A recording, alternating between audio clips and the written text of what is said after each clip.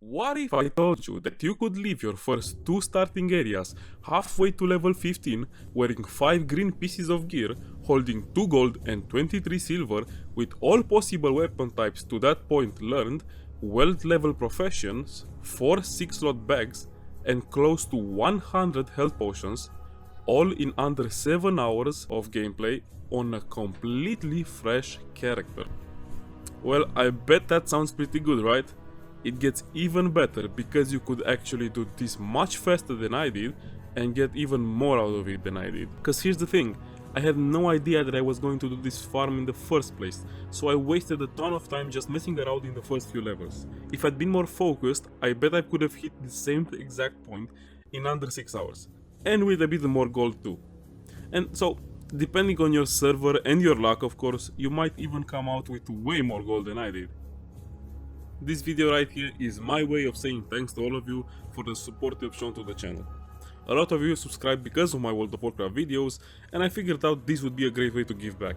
Strangely enough, I haven't found anyone talking about this, not on YouTube, not on Reddit, and not on Battle.net forums.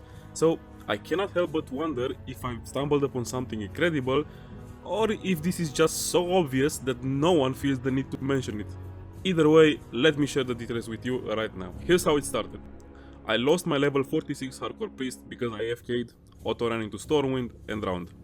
And I know that it was very stupid, but honestly I wasn't too upset because I've gotten really bored of the alliance aesthetics for some reason, and I felt stuck with that character because it was high level, you know? So I decided to reroll as my favorite class, warrior, and my favorite race, Tauren. This turned out to be the best decision I could have made because the farm I'm about to share with you only really works under these exact circumstances. From level 1 to level 6, I took it really slow. I played Magic the Gathering on my other screen and listened to a podcast. But around halfway to level 9, I picked up the quest Sharing the Land, and this is where it all started. The quest itself is pretty straightforward. Kill 10 Palemen Tanners, Skinners, and Poachers. Then return to Bane Bloodhoof in Bloodhoof Village. Here's the thing though, this small area has mobs on a hyperspawn because it's a starting area of course, and there's a chest that for some reason is also hyperspawning. I stayed here from level 8.5 to 11.5, and in about 2 hours I walked away with most of the loot and gold I mentioned earlier. The main source of gold are the silver bars from the chests.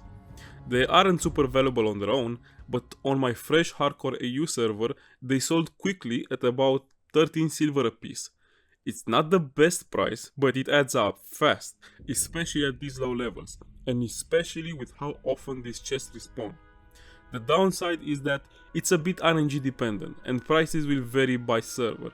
Still, I managed to stack up over 2 gold just from this farm. The chests also dropped an absurd number of health potions, over 90 in my case. I used them basically on cooldown, handed a bunch of them to nearby players, and banked the rest for alchemy later. They don't sell for much, so if you're not planning on leveling alchemy, you might want to delete some to save backspace. The mobs also dropped the 4 6-slot bags I needed during this time, and that was very important. And the mobs are of course humanoids, so they will drop linen cloth, which is perfect for leveling first aid and tailoring. I also got a few green items which were nice but not game changing, and for the XP itself, it was decent at least. At the end of it, when I was level 14, I asked a bunch of other 14 players how much gold and slash plate they had at that time. And while our playtimes were very similar, I had way more gold. Being ahead in levels in hardcore is also very good, and this farm helped me stay safe in that regard. So let's talk about the downsides. Biggest one is that this farm only really works for Tauren warriors. Druids and hunters are way too weak and slow before level 10 to fully take advantage of it, and shamans spend too much time drinking. Warriors on the other hand can just bandage and chuck potions, so I had literally no downtime at all. Another downside is that the farm loses a lot of XP value once you hit level 11. Once the mobs turn green or grey, the XP falls off a cliff, so the sweet spot is from level 8 to level 11. Past that, it's better to just move on. The other downside is the RNG component. The prices of silver bars will determine how much gold you make. For some reason, these item sometimes sells for close to 1 gold a piece. I've seen that, I've sold them like that. and sometimes they sell for less than the vendor price, so it's very variable. But the farm itself is still good because you will make a decent amount of raw gold anyway for that level, and the XP is good as well. You will get ahead in levels, so that's a very good thing to do on a hardcore character. And it's decent for a normal character too. I think it's still worth it even in the worst case scenario, because I really feel that the XP per hour for that level bracket is faster doing this than normal leveling, and because even if you just vendor everything you loot, I still think you will come ahead with gold as well. So I arrived in Thunderbluff halfway to level 12, fully equipped with bags. I trained all weapon types available there, maxed first aid to 80 and alchemy to 35, and had a lot of gold, without optimizing my route at all. If I'd been more focused early on or moved to a second chest spot at level 11, I could have done a lot better. And speaking of the second spot, there is one.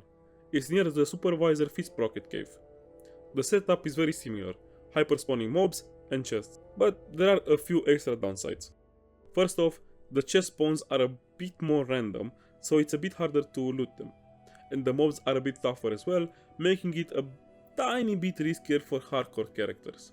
Still, I really think it's worth checking out.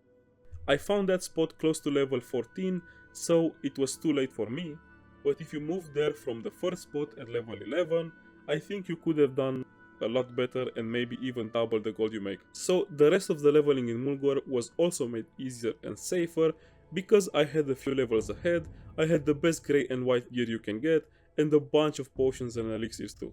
After less than 7 hours spent in Mulgore, I left for the parents, halfway to level 15, and completely stacked with green gear from the auction house, bags, consumables, and over 2.2 gold left in my bags, and had all my skills learned.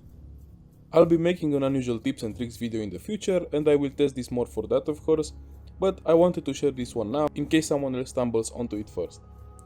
Let me know if you try it and how did you do. Happy farming and thanks again for watching. See you guys in the next one. I just finished editing the video and I know the audio is fucked up in many places. For some reason it sounds like I'm turning my head around when I'm speaking. This is the first time I use my real voice to record an audio for the video, so I still have a lot to learn. Please, if you have any kind of feedback, positive or negative, I would really appreciate it. I will keep using my real voice in the hopes that I will get better. I think that I already did kinda improve, like quite a lot actually. So I do have a lot of hope for it. As you can probably tell, English is not my first language. See ya.